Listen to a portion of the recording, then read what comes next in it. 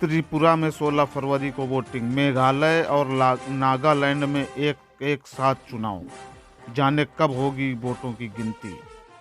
नागालैंड, मेघालय और त्रिपुरा में मार्च में विधानसभा का कार्यकाल खत्म हो रहा है। चुनाव आयोग ने भी तीनों ही राज्यों में चुनाव की तारीखों का ऐलान कर दिया है। त्रिपुरा में 16 फरवरी को मतदान होगा। चुनाव आयोग ने पूर्वोत्तर के 3 राज्यों के विधानसभा की तारीखों का ऐलान कर दिया है। नागालैंड, त्रिपुरा और मेघालय में फरवरी में ही चुनाव कराए जाएंगे। त्रिपुरा की 60 विधानसभा सीटों पर 16 फरवरी को मतदान कराया जाएगा। वहीं मेघालय और नागालैंड की 60 सीटों पर 17 फरवरी को मतदान होगा। तीनों ही राज्यों के चुनाव परिणाम एक साथ 2 मार्च को घोषित किए जाएंगे।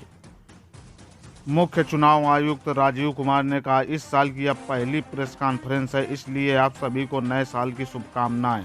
इस साल तो शुरुआत हुई है तो लगातार मिलते ही रहेंगे। अभी 3 राज्य त्रिपुरा, नागालैंड और मेघालय की चर्चा हो रही है।